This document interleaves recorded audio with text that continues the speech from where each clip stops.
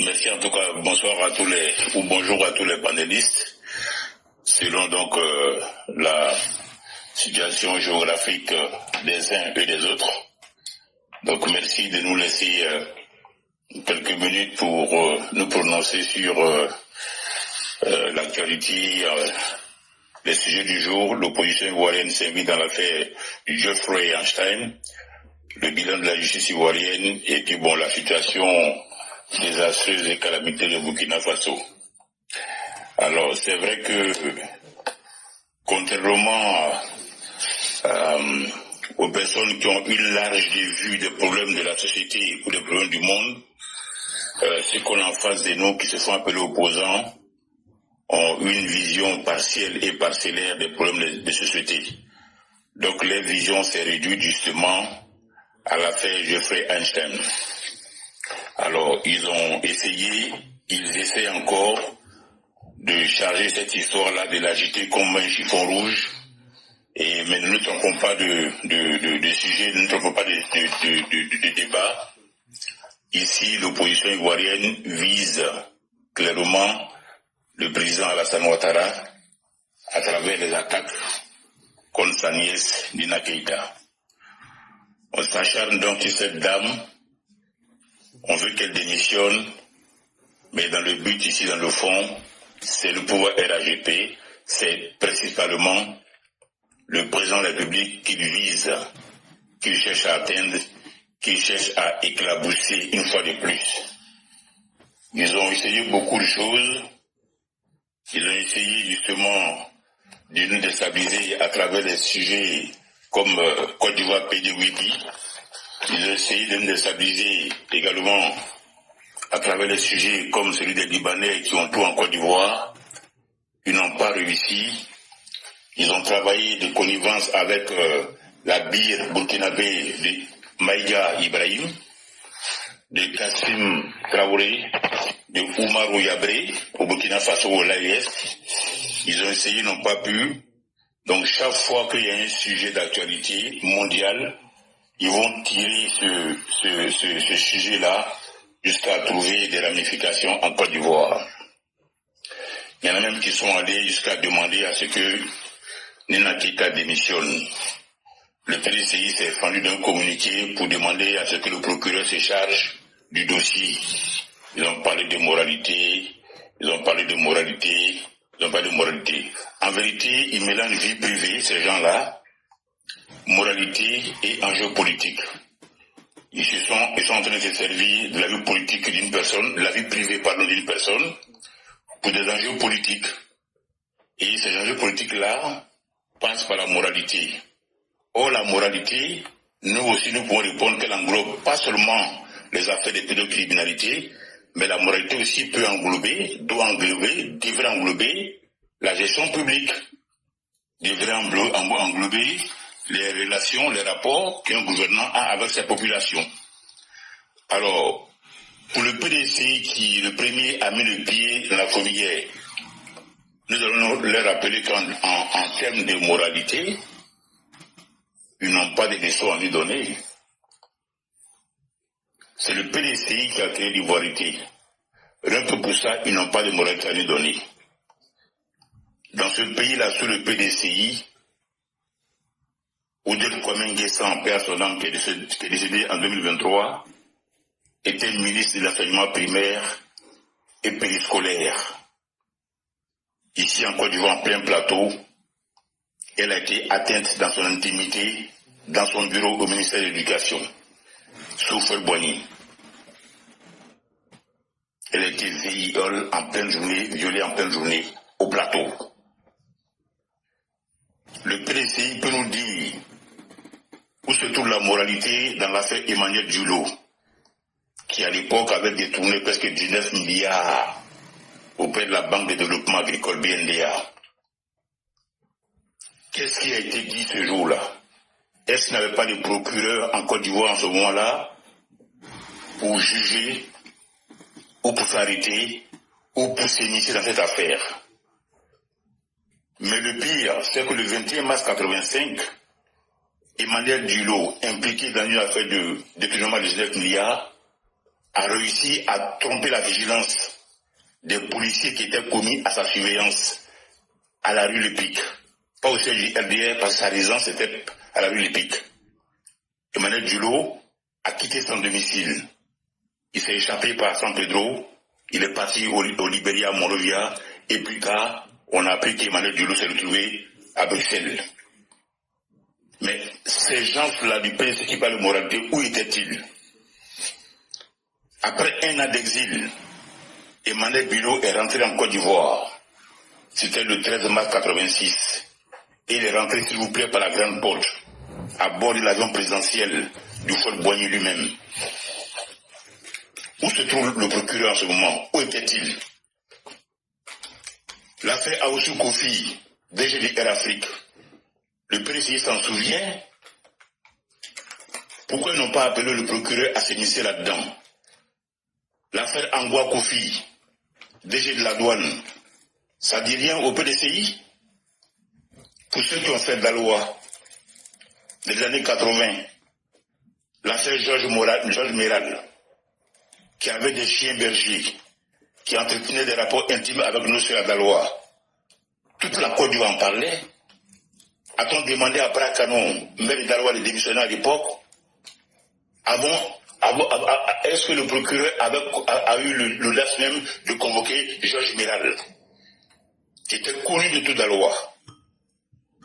Personne n'a demandé de compte à Brakanon, ni à Serigne Leba, qui est des Dalois, le père de l'artiste Frédéric Emeoui, ni à Georges Méral.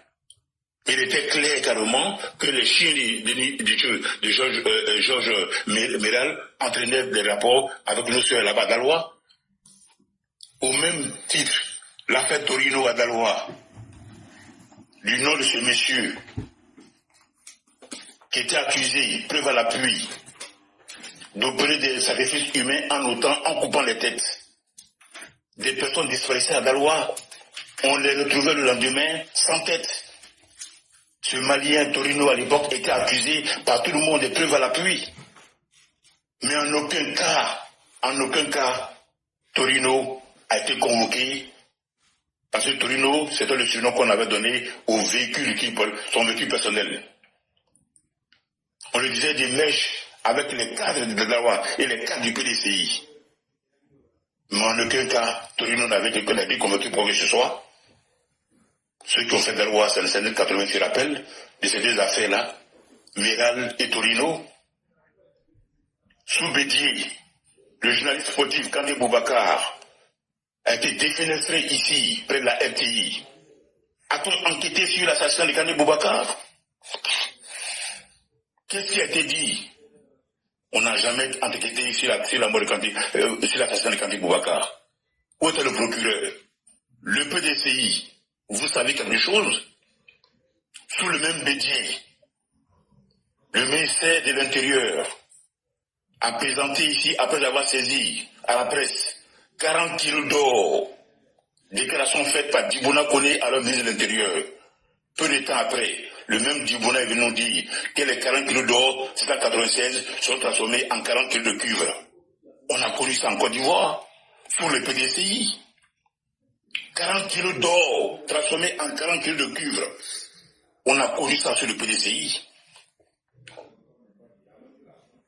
Ils nous parlent de quoi? Ils ont enquêté sur la mort de Dramera Divo, qui était un grand marchand de riz, qui concurrençait quasiment le fils Patrick Bédier, qui était aussi grand marchand de riz. On a enquêté sur les conditions dans lesquelles Dramera a été assassiné à Divo. Il n'y a pas eu d'enquête. On n'a jamais su qu'est-ce qui s'est passé à Divo pour que justement on ait ôté la vie à Dramera. Ah oui, qui vient nous parler de Kandé Boubacar, les résultats de l'enquête, les 40 kilos d'or transformés en cuivre, qui vient nous dire où sont passés les 40 kilos d'or? Et c'est celui-là aujourd'hui qui veut nous parler, qui veut faire la morale.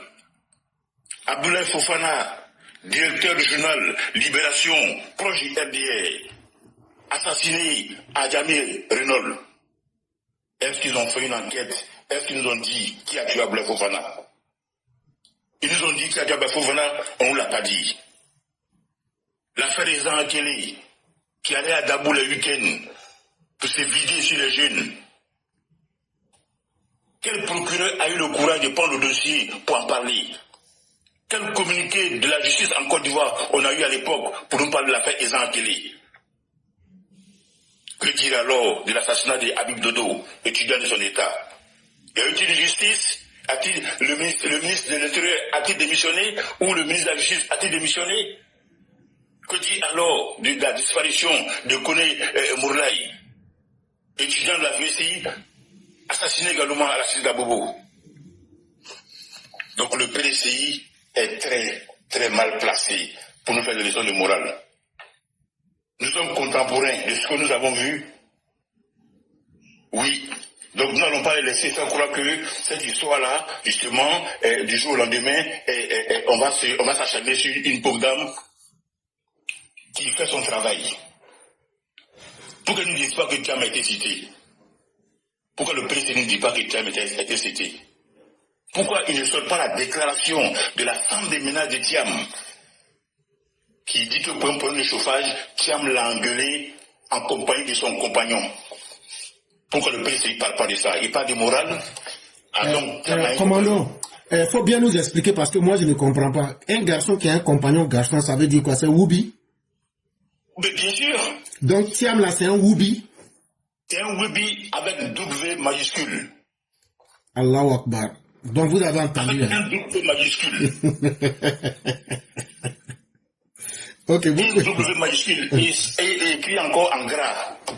Et ça, le président n'en parle pas. Et avant lui, on a connu Ezan Akele. Donc aujourd'hui, ils veulent coûte que coûte trouver un raccourci pour dire effectivement, oui, alors que nous, on a vu cette déclaration de la femme de ménage qui dit que Thiam l'a engueulé en compagnie de son compagnon. Pas de sa compagne, de son compagnon. Gbagbo nous a dit récemment ici qu'il était à Tripoli, qu'il a rencontré Kadhafi. Le même Gbagbo a reçu Kadhafi ici, mais qui ne connaissait pas les liens, l'affection que Kadhafi avait pour les jeunes filles. Même l'ex-président sénégalais Abdoulaye Wade a témoigné en cela. Kadhafi a cousé sa fille de 15 ans lors d'une visite à Tripoli. Kadhafi a demandé en mariage sa fille de 15 ans. Abdoul Diouf, a témoigné de ça ici.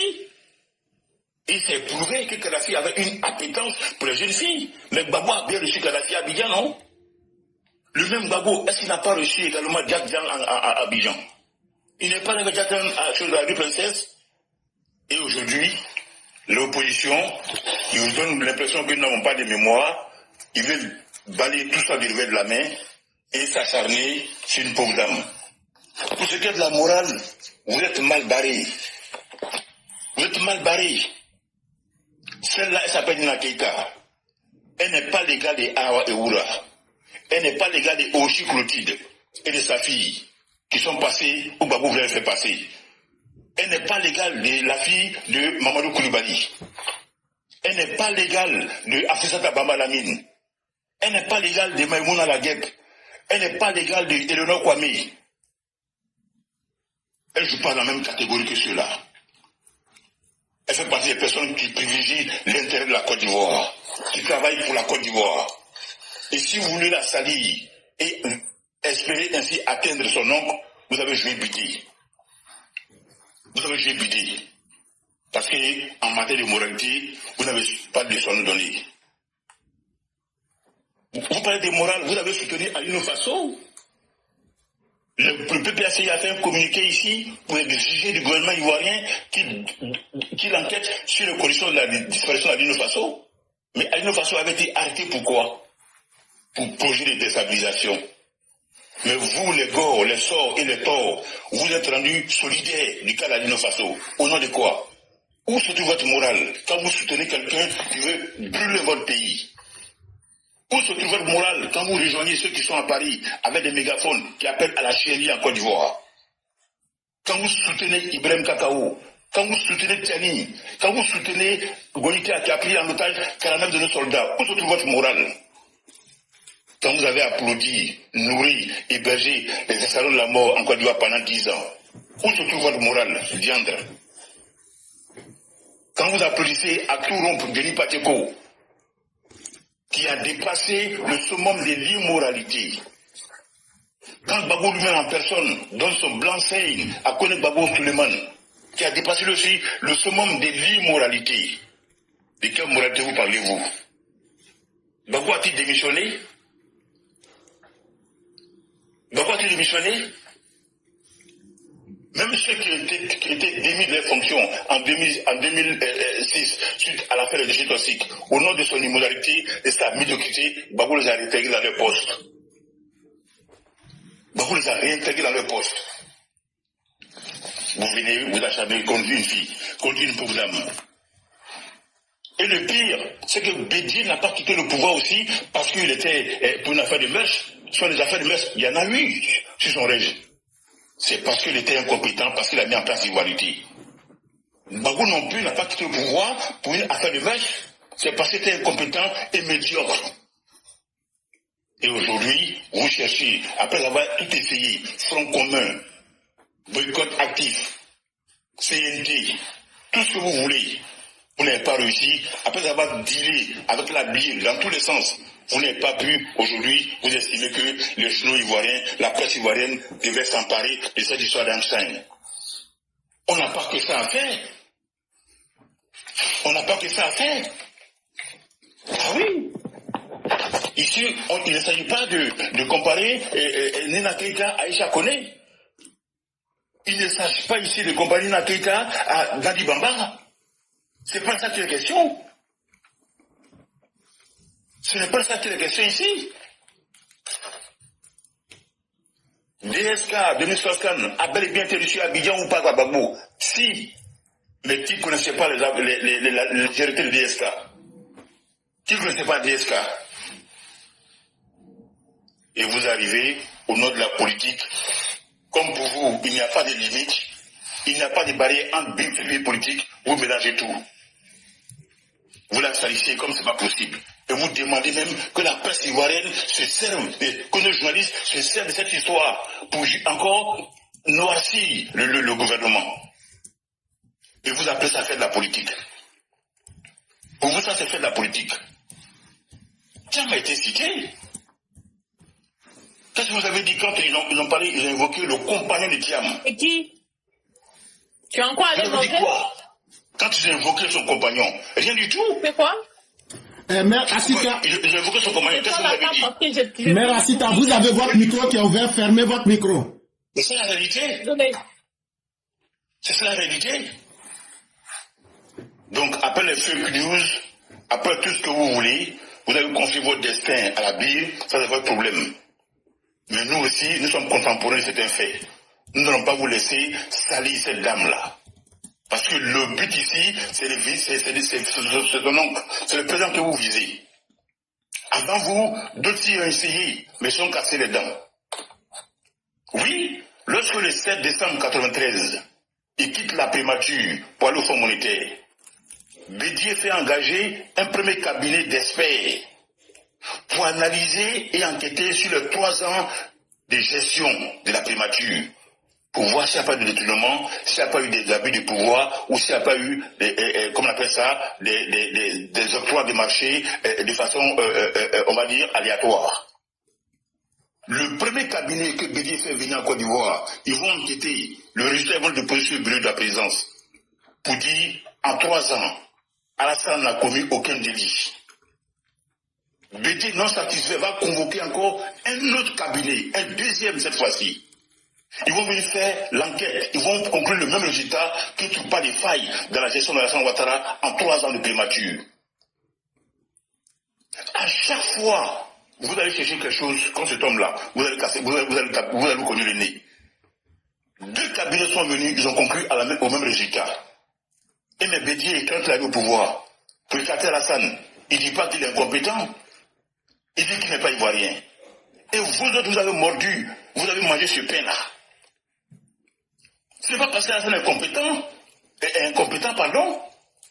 Bédier l'a taxé de ne pas être ivoirien pour l'éloigner du pouvoir. Et vous n'avez pas posé la question à Bédier, mais il est compétent ou pas? Cette question, vous l'avez posée au PDCI. Vous avez suivi Bédier. Or, c'est parce qu'il était compétent que Bédier avait peur de lui. Bédier l'a traité d'étranger. Et aujourd'hui encore, vous venez avec vos tournées de sorciers ou de sorcières. On va tirer cette affaire de Nina Keïta justement pour aller jusqu'au bout. Quand Gueye a eu pareil en 2000, Gueye fait la même chose. À la demande des Gbagbo. Et à l'époque, le FPI disait quoi? Tout cela ont géré déjà la Côte d'Ivoire. Il faut que la lumière soit faite sur la gestion des fils du faux Boigny. Mais il ne faisait pas allusion à Bédier. Il faisait allusion à Alassane Ouattara. Gueye a fait venir également des experts qui ont enquêté. Ben oui, ils n'ont rien trouvé également sur le compte d'Alassane Ouattara. Et c'est vous là, parce qu'il y a une affaire comme ça, vous croyez que vous allez trouver une tâche, une implication de Alassane Ouattara, même s'il faut passer par sa nièce. Vous êtes mal loti pour pas démoraliser notre pays. Si vous n'avez rien dit à Georges Miral à Daloa, si vous n'avez rien dit dans l'affaire Ezankele, si vous n'avez rien dit dans l'affaire des disparitions à Daloa, concernant justement l'affaire Torino, si vous n'avez rien dit pour la disparition de 40 kilos d'or sous Bédier avec Dibona Kone, si vous n'avez rien dit de l'assassinat de Dramira à Divo, si vous n'avez pas enquêté sur la mort d'Ablaï Fofana, de toute publication journal du projet RDR, Libération, si vous n'avez rien dit de la mort d'Habib Dodo, vous êtes discrédité à parler de moralité. Vous êtes discrédité, vous le PDCI et l'opposition générale, à parler d'immoralité. Au parlons de moralité. Vous n'êtes pas des exemples. Vous n'êtes pas des exemples.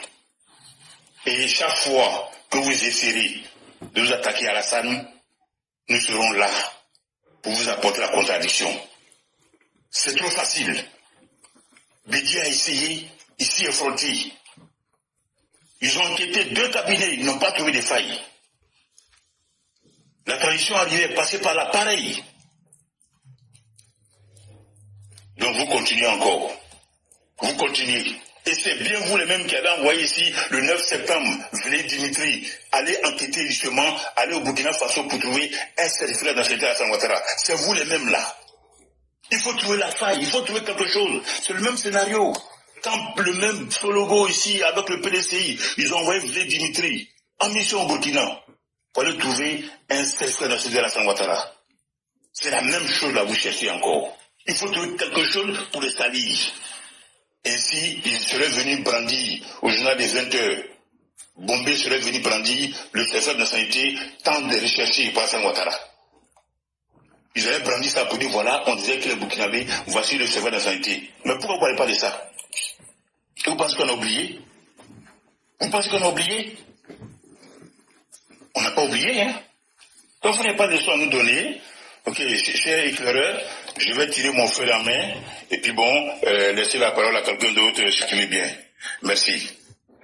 Merci beaucoup, commando. Vraiment, quand on mène au front, on ne le regrette jamais. Tu as tellement de façon chirurgicale remis les pendules à l'heure que, avant de redonner la parole à notre modératrice, j'aimerais aussi ajouter que le FPI aujourd'hui, n'oubliez pas que Jack Lang, Gbagbo est venu avec lui et ils ont flâné le long des rues. Mais en 2009, pour être plus précis, allez prendre le journal Le Réveil du samedi 30 mai 2009. Il y a un employé qui a été sodomisé à la présidence. Du jamais vu en Côte d'Ivoire. On se serait cru à Sodome et à Gomorrhe. Mais le régime du PPACI, c'est quoi? C'est le régime comment je vais appeler, de l'immoralité absolue. Sous le FPI, en termes de péché, rien n'était impossible en Côte d'Ivoire. Ce que nos ancêtres n'avaient pas connu. Ce que la terre ivoirienne avait toujours eu honte de faire. Ils ont attrapé le monsieur et l'ont violé à la présidence là-bas. C'est ça qu'on appelle sodomie. Et ça s'est passé au palais présidentiel d'Abidjan en 2009, en mars 2009. On savait que le régime du FPI encourageait le vol. Vous volez, hein, mais un jour quand ils vont vous attraper, en tout cas c'est votre problème. On savait que les escadrons de la mort et l'école de gendarmerie étaient un centre pour pouvoir violer nos mères. On le savait. On savait que vous aviez créé les escadrons de la mort pour faucher les Ivoiriens. Il suffisait que vous détestiez quelqu'un, la personne, on retrouvait son corps le lendemain matin au bord des routes. Mais vous aviez eu le mérite malsain de transformer la Côte d'Ivoire en une cité où régnait, sans partage, le vice et le péché. Ça, c'était vous, les gens du PPACI FPI. C'est vous, avec votre fessi, qui avez fait abandonner les écoles à nos enfants pour les conduire dans les maquis et les nightclubs. Et dans ces mêmes nightclubs, que vous preniez la quantité de bière bue pour mesurer votre économie là, selon Laurent Gbagbo lui-même, c'est dans ces mêmes maquis de Yopougon, dans ces mêmes nightclubs là, c'est là qu'il a attrapé la main de Jack Lang. Jack Lang qui avait un amour fou pour les petits garçons. Et ça encore, vous dites quoi? Les écoles ont été abandonnées. Et les maquis ont poussé comme des champignons. Comme au temps de Sodome et de Gomorrhe, la Côte d'Ivoire était devenue une terre de jouissance. Où les gens ne réfléchissaient plus, où les gens ne travaillaient plus. L'alcool, la drogue, la prostitution étaient devenus des hobbies pour la jeunesse qui étaient restés sans repère pendant tout le régime du 26 octobre 2000 jusqu'au 11 avril 2011. Il n'y avait aucun repère pour notre jeunesse. Vous vous souvenez de ça un peu et vous allez parler de moralité avec qui ici?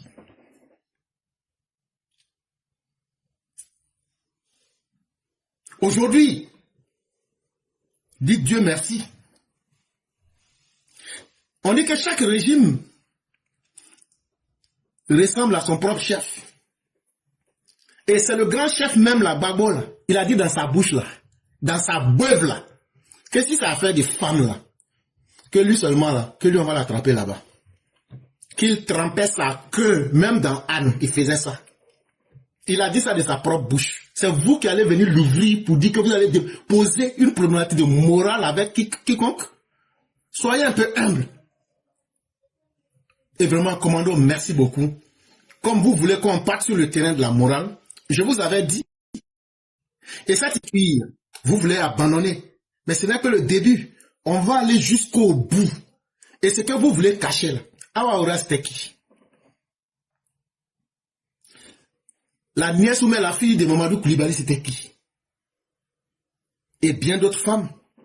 Stéphane Kipré, là, quel était son travail? Autant de Gbagbo.